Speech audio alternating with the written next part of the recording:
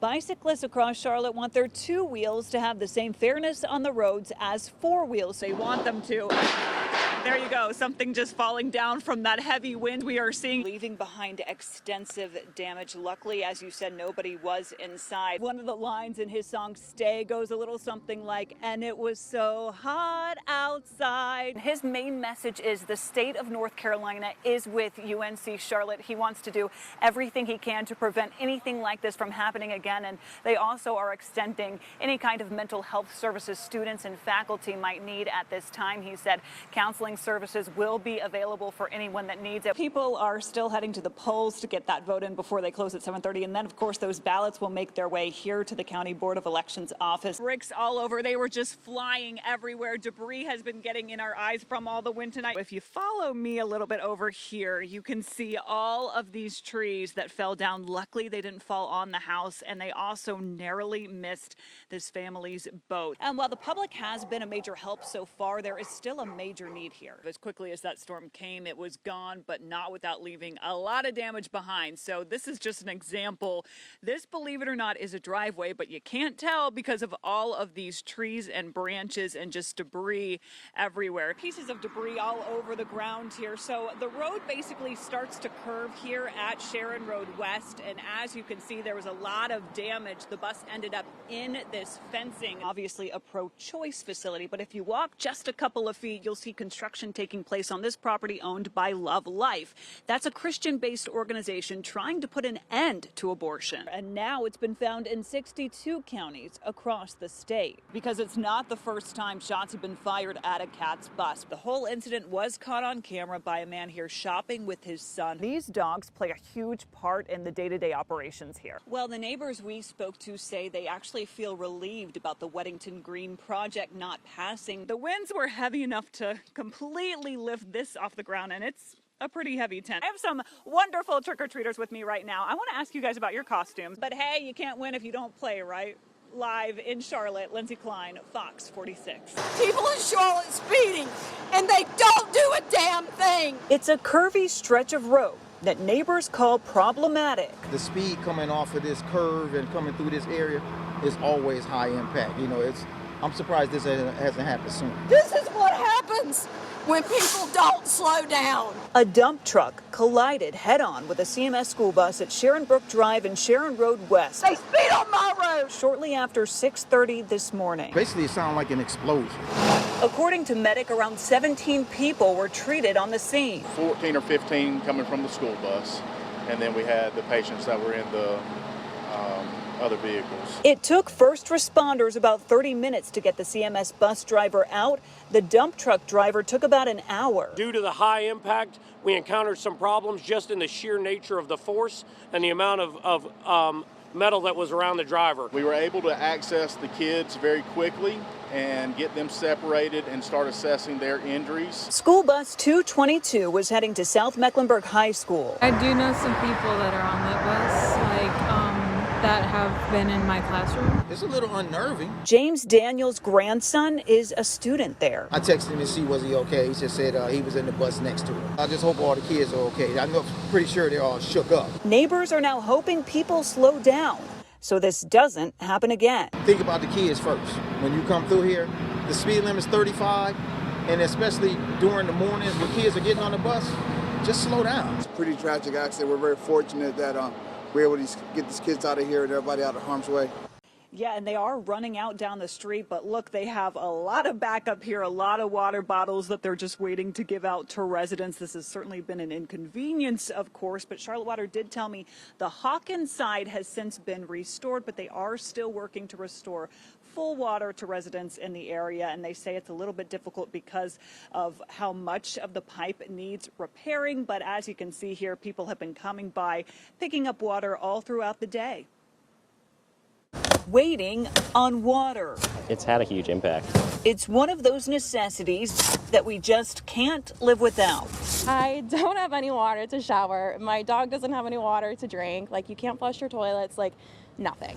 South End residents living near the intersection of Denavant and Hawkins spent the morning having to make do after a pipe was damaged at a nearby construction site. so water was just like rushing out all night long. I just went to turn on the faucet and nothing came out. Went to brush my teeth and there's basically just dripping water pressure. As crews worked to repair the pipe, Charlotte Water set up shop for residents with gallon jugs to get by. I think it's great that the city's kind of doing something to help out in the meantime while the workers are working on it. And they said they had free water out here so I could, handle some necessities. Needless to say, it's been quite an inconvenience. It's kind of frustrating, I was told that it's 10 to 12 hours from 10 o'clock.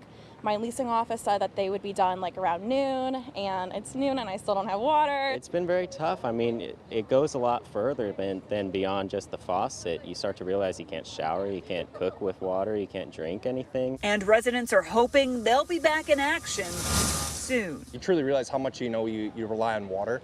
Like I said, brushing your teeth, going to the restroom. So at this point, like I said, we're looking to kind of flush the toilets now. So this is what we're using the water for. I hope it gets fixed soon so I can continue my daily life and shower again. And Charlotte Water is continuing to work on repairing the pipe here in the construction site. In the meantime, if you are impacted, you can come by, grab a bottle of water and any jugs that might still be available. I think they are running low on those, but they do have drinking water for those impacted. Live in South End, Lindsay Clein, Queen City News. That is a lot of water on hand right now that is certainly needed with this water main break. Linz, thanks. They really don't, and more than just a skate park, this place has become a community. You can tell by how crowded it is right now. It's one of the only free skate parks in the area, and the city tells me it could be any day now that it disappears. Just save Eastland. From the outside looking in. And in the afternoon, oh my God, there's a million people out here. This seems like just your average skate park. Remember when it was a crusty old box right there? But if you dig a little deeper, you'll find it means a lot to all of us. It's so much more than that. I can't really even explain to you in words about like how much it's meant to me. Like this spot is like everything. The community, like everybody supporting each other, cheering for each other, Those cheers, the friendships formed here. It means a lot to me. It's part of my community. Will soon solely be a myriad of memories. I'm just trying to get the best out of it, what I can. It feels like a little brother dying, like this spot going away. Time is ticking as demolition at this community-built skate park nears for redevelopment. Well, the question, like, everyone's thinking is, where are we gonna skate? Anywhere you go, you see basketball courts, tennis courts that are unused, crusting away. I don't see why it's so hard for us to have, places to skate that are the same. Skaters soaking up the sun and their final few days of feeling. It's definitely therapy. Like they're part of something bigger. It builds character. It teaches you to, keep trying, not just give up. We love this spot, and it just hurts to see it go. It's just a special place for all of us, And so skaters tell me they originally were told that today would be the last day they were able to skate here, but a sign posted to a tree out here says it will be March 6th. I did ask the city about that, and they said it's going to be up to the developer on whenever they come out and put up the secure fencing around the skate park. So it could be any day now within the next month. We're told hundreds of skaters come out here every day, and when this leaves, a piece of them will too. Live in Charlotte, Lindsay Clein, Queen City News. It's just a few more days for those skaters. I've been homeless half my life. No food, nothing but a pocket full of drugs. I've been a daily drinker since the age of 15. I've been to prison for many years. I just felt so much despair, but it wasn't enough to stop. Prison wasn't enough to stop. About 10 years ago, I got introduced to methamphetamine, and it took me to a very dark place. December 28th of 2018, I was involved in a drug deal that went bad. It left me on the side of Billy Graham Freeway with 15 orbital fractures in my face and 8 bullet holes in my car. That was my bottom. A rock bottom. I looked at myself and didn't like who I'd become. That completely changed his life. I had a moment with God where he gave me a choice. He said either continue to live like this and die or, follow me. Everyone has a story. I just felt so much despair. And that moment was the start to changing his story's ending. It took this near-death experience to and God stepping in. Justin spent 120 days at the Charlotte Rescue Mission in a program that brought him here. I want to be the face of recovery. I said I don't want to die. Sober for more than 3 years now. I don't ever want to go back to where I was. He owns a construction company. I truly have a calling in this world. It's this. That provides a positive environment for men also in early recovery. I only employ people in recovery. People I was an IV user for 13 years. like Federico Alire. He's been drug-free for 6 months now. It's definitely a process. I mean, I'm still afraid. Once feeling doomed and headed down a dark path. It was my first time in recovery, and I just thought there was no hope. Federico found light in partnering up with Justin as one of his painters. Wouldn't be where I am today without him. Together, these men fix up homes and help create affordable housing for those coming out of the same program they once found hope, change, and redemption in. We would like to have a room for everybody that graduates the program. Right now, he has 26 apartments. Now, I've seen people move into some of our apartments, and I told them what we did here, and they couldn't believe it, and they're happy, there's a smile on their face. It's an amazing ride, and it's what pushes me to try harder every day. And every day, every minute, he devotes his own life to helping others change theirs. Never give up hope. There's always chance for change. You just have to be willing to take the first step. You just pick yourself up. You gotta want to move on. It's not the end. Lindsay Clein. There's hope for everybody. Queen City News. I'm just so ready for it to be over. A day of wicked winds, whistling. I'm just praying for everybody. Causing worry among Chester County residents Monday. It scared the both of us so bad. As locals felt the impact of Tropical Storm Irma. A lot of wind and just rain has been on and off, but the wind's been the worst thing. Winds so powerful, they toppled trees and ripped down power lines. I was in the bathroom, which is right here, on the end of the house, and all of a sudden it just fell and made a big old boom. And then when everything hit, everything just blew.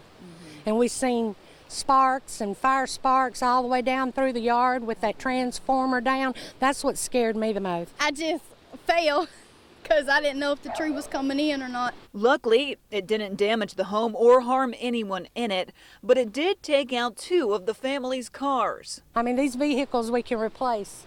This one right here, we can't. Residents in Irma's path saying this unwanted guest has certainly worn out her welcome. Hearts and prayers go out for people in Georgia and in Florida and along the coast of South Carolina because of Charleston's situation. But we consider ourselves very lucky. I just hope it gets over and everybody's safe. I kind of just stood there and I was just in shock of what I just saw. I was like, no way, I just saw a camera in the vent. It was the last thing Appalachian State student Sarah Sells expected to spot. I've been stressed out and I've been mad. During her morning shower. I pay to feel safe. I pay to live here. I don't expect this kind of stuff to happen to me or anyone. What was supposed to be part of her normal morning routine turned into an absolute nightmare. When I go and shower now, I don't feel the same when you go and shower. It's just different. I just feel uncomfortable. She looked up on a Friday morning and noticed the most unsettling sight while bathing in her dorm bathroom, a phone recording from a vent above. Didn't suspect a thing, and then I look up and I see a phone. I wasn't expecting to see anything like that, and I didn't hear anything in that closet beforehand until after I saw it.